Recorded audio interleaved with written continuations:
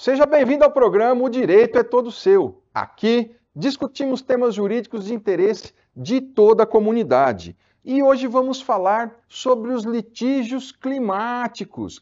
E para debater o tema comigo, eu recebo o professor Gabriel Vedi. Professor, seja muito bem-vindo. Uma alegria muito grande estar falando aqui mais uma vez nas Faculdades Integradas de Bauru, né? Uma alegria muito grande, o professor César está aqui, o professor Camilo também foi pesquisador lá na nossa Unicinos. Uma grande honra, uma alegria estar nessa universidade tão proeminente que eu tenho tido tantas boas referências, também já palestrei aqui mais de uma vez. A alegria é nossa, a honra é nossa em falar de um tema tão palpitante assim com o senhor, né? Lembrando que nós estamos aqui nessa semana comemorando os 20 anos do nosso curso de Direito aqui da FIB, das Faculdades Integradas de Bauru. E para te apresentar mais rapidamente ainda, né, o professor Gabriel Vedi, que é juiz federal, pós-doutor em Direito, e ainda é professor da Unicinos. Vamos lá, né, dentro dessa nossa temática dos litígios climáticos, o que são, na verdade, o que significam para o nosso telespectador, para a nossa telespectadora entender, aí o que significam os litígios climáticos, professor? A litigância climática, na realidade, ela envolve processos judiciais movidos contra entidades que poluem, não cumprem metas ambientais ou causam danos ambientais relacionados às mudanças climáticas, podendo ser réus empresas ou até governos, né? Entes estatais.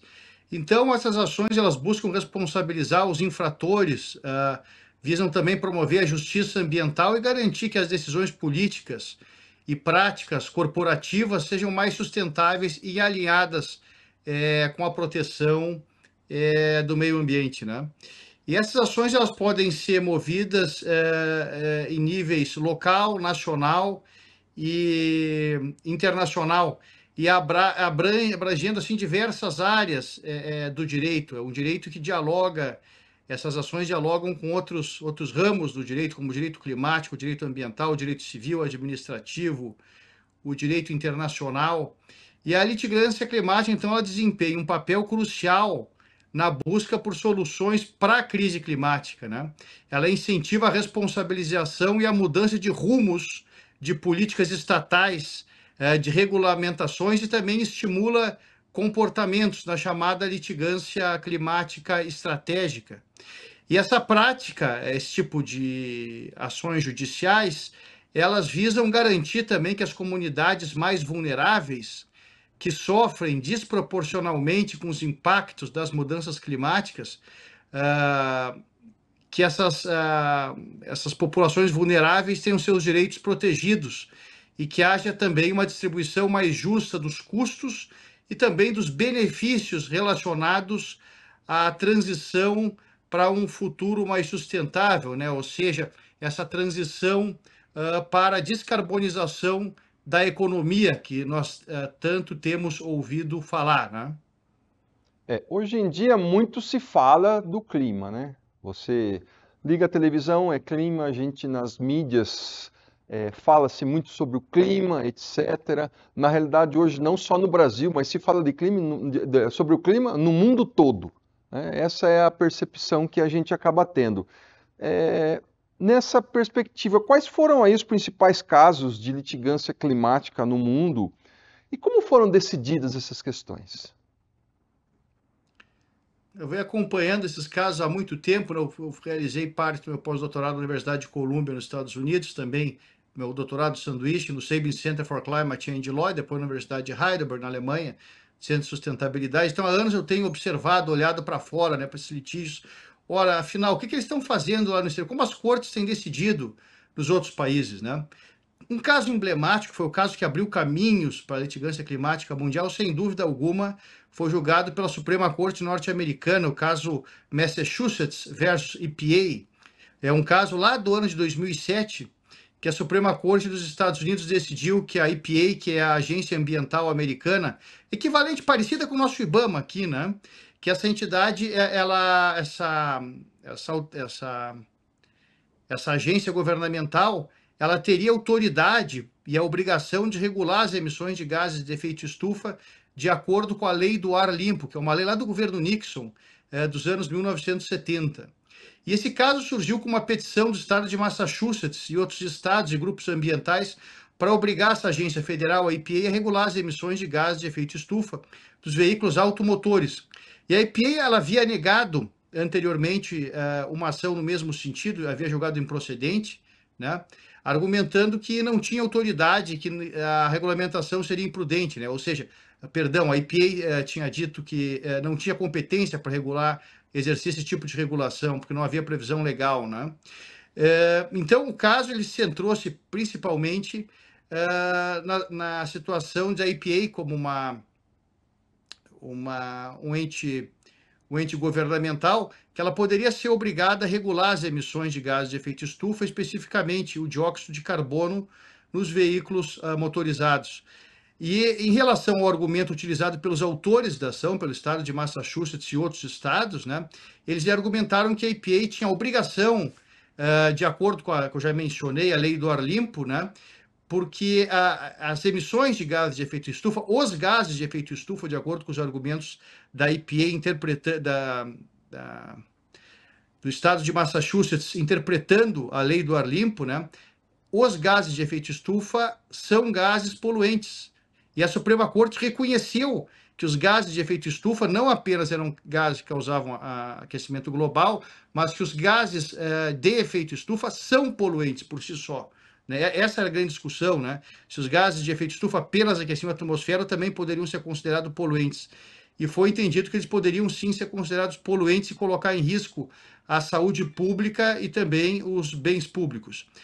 A agência federal alegou que não tinha autoridade para regular as emissões desses gases de efeito estufa, né?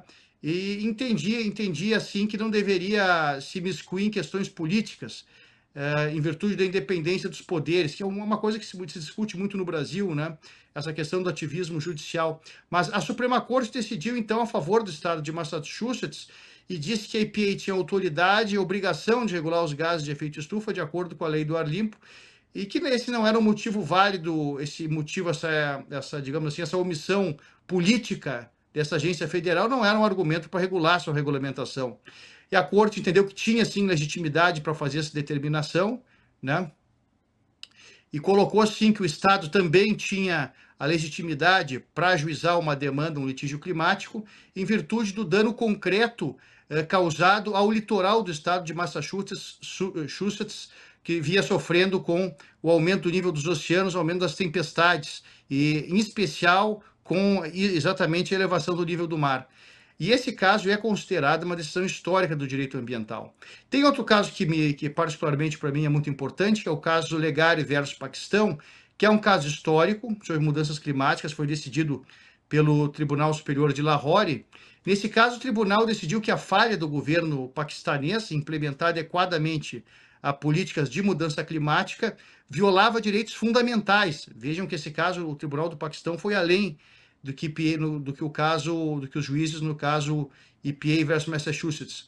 E o tribunal considerou que a omissão do governo do Paquistão em relação às mudanças climáticas constituía uma violação de direitos constitucionais, como o direito à vida e à dignidade humana, nascendo daí, no campo dos precedentes de litigância climática, o chamado constitucionalismo climático, depois dessa declaração da Corte do Paquistão, né? E entre outros direitos fundamentais violados, de acordo com o Tribunal Superior de Lahore, no Paquistão, nós temos também o direito ao meio ambiente saudável e limpo, que também é um direito constitucional fundamental, de acordo com o sistema constitucional paquistanês. E esse caso, para que vocês entendam um pouco melhor, explicando um pouco melhor, ele foi ajuizado pelo Ashar Legare, né, que era um agricultor paquistanês, alegando justamente a falha do governo em implementar a política e estrutura nacional das mudanças climáticas que vinha prevista em lei, similar à que nós temos no Brasil, a Política Nacional da Mudança do Clima. E que o não cumprimento dessa política nacional de mudanças climáticas era uma violação de direitos fundamentais desse cidadão paquistanês. E o Tribunal Superior de Lahore, então, decidiu, de acordo com o senhor Legare, né, o autor da ação, afirmando que a mudança climática era um desafio que definia o nosso tempo, né, e que a inação do governo era uma violação de direitos constitucionais fundamentais.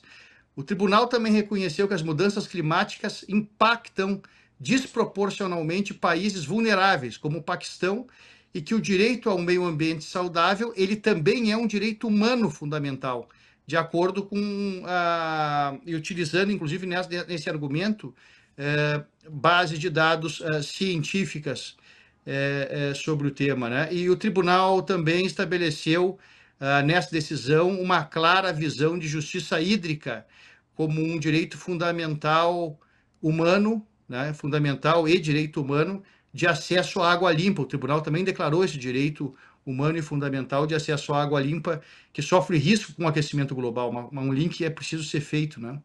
E esse caso também ele tem outro ponto importante, né? Porque ele marca uma decisão nos países do sul global, né? Que são os países mais pobres em desenvolvimento, que mais sofrem com os efeitos das mudanças climáticas. Então, ele deixou demonstrado nesse caso que o litígio climático pode sim ser uma ferramenta poderosa para responsabilizar os governos por seus compromissos climáticos. Outro caso também emblemático, ao meu sentir, é o caso Urgenda, né, que foi ajuizado por uma ONG e mais 900 cidadãos holandeses, e centrou-se no argumento de que a ação climática do governo da Holanda ela foi inadequada, ela era inadequada e violava direitos humanos, porque não abordava, não regulava adequadamente a ameaça das mudanças climáticas. E a decisão da Suprema Corte da Holanda declarou que o governo tinha a obrigação legal de proteger os cidadãos dos efeitos nocivos das mudanças climáticas e também utilizou argumentos com base no direito internacional dos direitos humanos e também e também invocou a Corte holandesa a Convenção Europeia dos Direitos Humanos.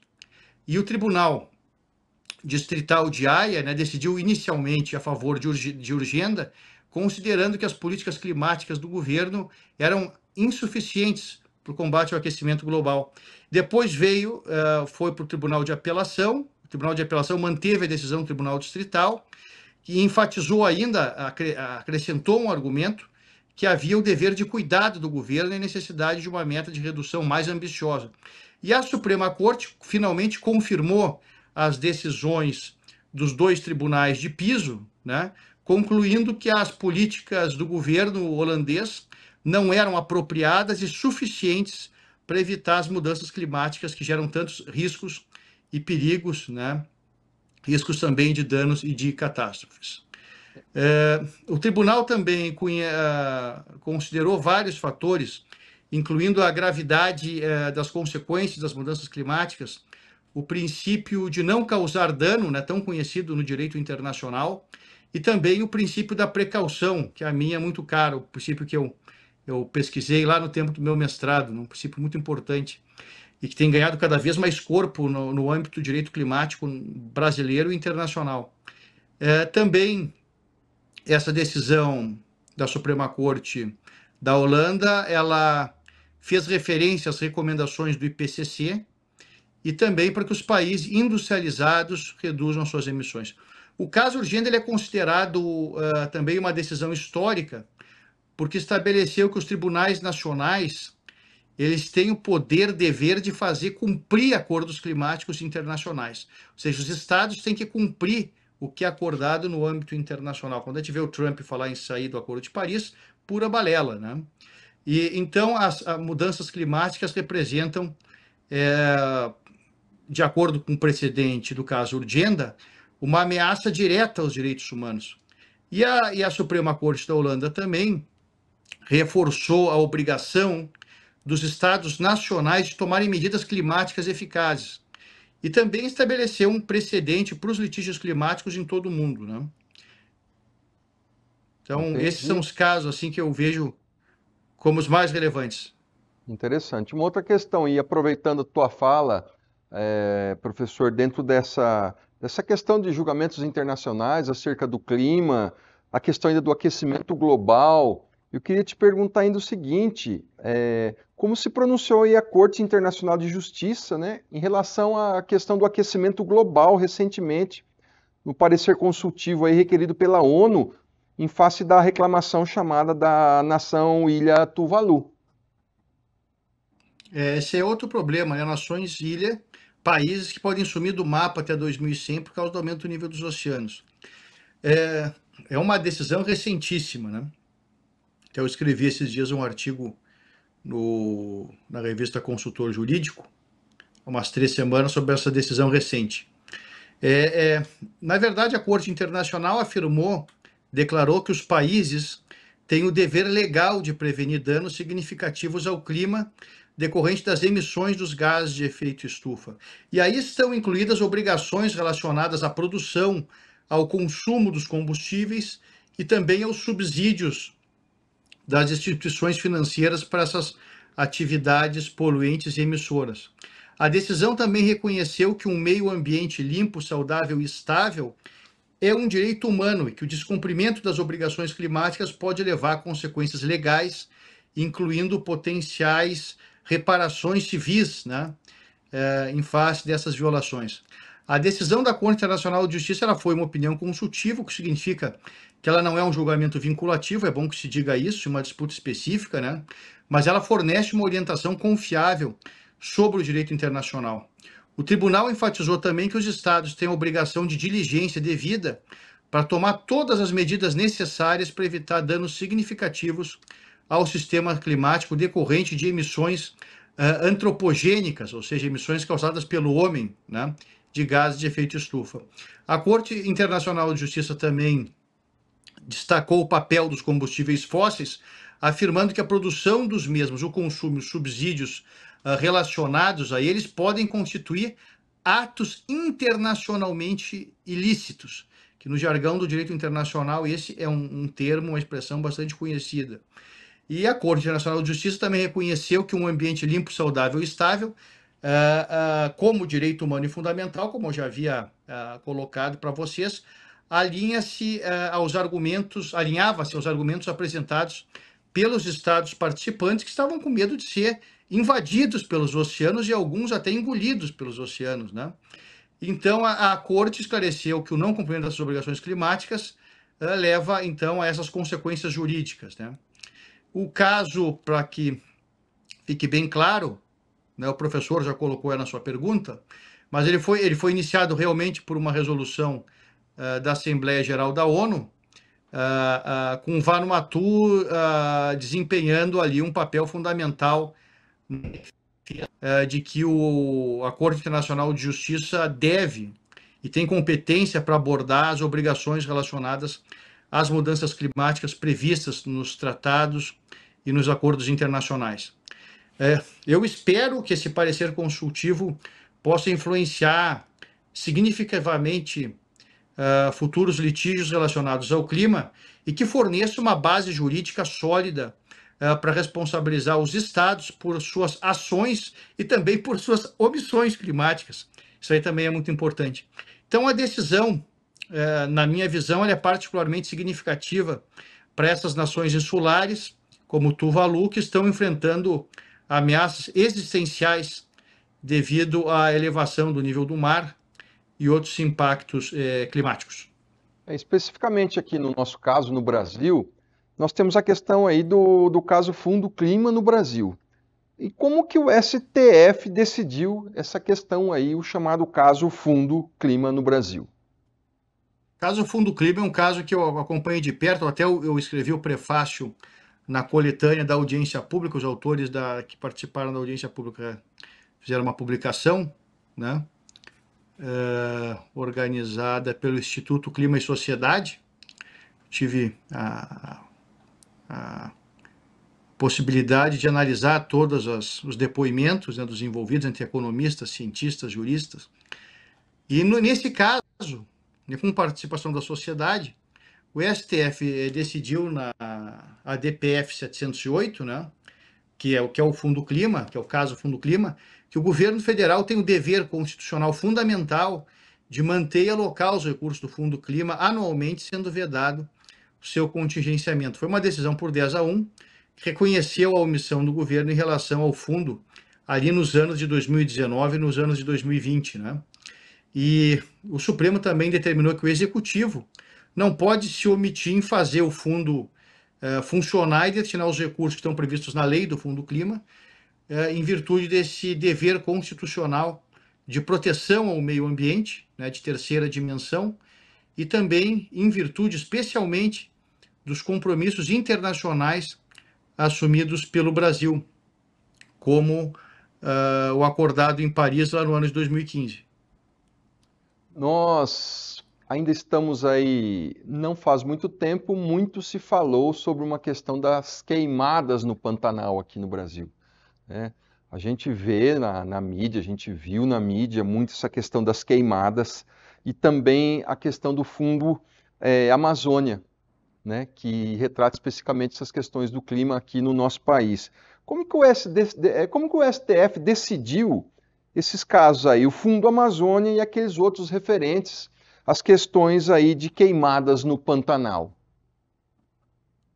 Muito bem levantada a questão. O STF decidiu em relação ao Fundo Amazônia que a União devia reativá-lo, né? Quando ele foi decidir, essa questão foi decidida ali no ano de 2024, reativá-lo em 60 dias, né? Determinou isso, invalidando também decretos, o Supremo também invalidou decretos que alteraram a estrutura do Fundo Clima aí no governo Bolsonaro, que estavam impedindo o financiamento de novos projetos. E os argumentos jurídicos do Supremo, eles ficaram focados na constatação da omissão do governo na proteção da Amazônia e na inconstitucionalidade dos decretos que alteraram o formato do fundo. O STF entendeu também que houve omissão do governo federal na proteção da Amazônia, violando o artigo 225 da Constituição Federal, que garante o direito ao meio ambiente ecologicamente equilibrado, né? E também declarou o dever constitucional fundamental do Estado brasileiro defender a Amazônia. E os decretos que alteraram, então, aquela estrutura do Fundo Amazônia, editados pelo governo Bolsonaro, que estavam a impedir financiamentos verdes, eles foram considerados, então, inconstitucionais, porque violavam, então, o princípio da boa governança e do planejamento, além de prejudicarem a execução de projetos de combate ao desmatamento que tinham fundos nacionais e internacionais para incentivá-los, né? E a decisão do STF também considerou a vedação declarou também a existência, nesse caso, da incidência do princípio da vedação do retrocesso em matéria ambiental, ou seja, a impossibilidade do Executivo de adotar medidas que reduzam a proteção ambiental que já foi conquistada pelo próprio Supremo em decisões que declaravam, interpretavam, digamos assim, o artigo 225 da Constituição Federal. Então, isso não pode retroceder em face do princípio da vedação do retrocesso. E o Supremo também reconheceu a responsabilidade coletiva pela preservação do meio ambiente, destacando que a proteção da Amazônia é um dever de todos e inclui também o governo federal. Em relação ao Pantanal, né, nós tivemos como destaque a ADO 63, as ADPFs 743, 746 e 857, né? E na DO 63, o STF reconheceu a omissão do Congresso em editar a lei para proteger o Pantanal e deu, inclusive, 18 meses para a regulamentação dessa proteção legal. Nas ADPFs, o Supremo também determinou a restauração da política de prevenção e combate aos incêndios, com medidas para a União e os estados, né? Incluindo a desapropriação de terras em caso de incêndios criminosos ou desmatamento ilegal. Essa foi uma providência determinada pelo ministro Flávio Dino. Na DO 63, né, foi reconhecida a omissão do Congresso em criar essa lei para proteger o Pantanal, né? Também outra questão importante foi que o STF, nessas decisões, autorizou a desapropriação de terras da União, pela União. A União poderia desapropriar essas terras, né, em casos de incêndio criminosos, né, como no Dia do Fogo, por exemplo, né, foi autorizado, então, que a União realizasse desapropriações nas terras que foram incendiadas criminosamente ou que foram desmatadas, né? Isso foi declarado nessas ADPFs. esse direito da União desapropriar em virtude de queimadas, né, e também de desmatamento, em virtude do mau uso da propriedade, quando for comprovada a responsabilidade do proprietário pelas queimadas ou pelo desmatamento. Pode perder a terra por desapropriação, né? Também o STF determinou que a União e os estados impeçam a regularização fundiária em propriedades que sejam objeto de crimes ambientais, né? E também autorizou, entendeu, como viáveis ações de indenização contra os responsáveis por incêndios e desmatamentos ilegais, né? Também definiu regras, o STF, para audiências de conciliação sobre o tema, com a participação da AGU e também dos autores da ação, né? Agora, se tira desses casos envolvendo as queimadas e o desmatamento no Pantanal, essa autorização à União, ao ente, à União, né, para que a União realize, então, desapropriações em casos de incêndios criminosos e de desmatamentos criminosos no bioma Pantanal. Maravilha. Professor Gabriel, eu especificamente, te agradeço, né, por todas essas informações, essas questões palpitantes, essas questões climáticas que tratamos aqui, porque nós chegamos aí ao final do nosso programa, nós encerramos, infelizmente, poderíamos ficar aqui com mais tempo, mas a televisão tem um tempo e eu te agradeço, foi uma honra recebê-lo. Sei que o senhor mais tarde vai estar palestrando aqui para os nossos alunos também. É uma honra, repito. Muito obrigado por participar desses 20 anos do curso de Direito da FIB, das Faculdades Integradas de Bauru. As portas aqui do nosso programa, do curso de Direito, sempre estarão abertas para o senhor. Muito obrigado, viu? Muito obrigado. Parabéns, professor, parabéns à FIB pelos seus 20 anos do curso de Direito. É uma honra muito grande para mim retornar a essa casa. Nós que agradecemos. E agradecemos também a você, nosso telespectador, nossa telespectadora. Muito obrigado e até o próximo.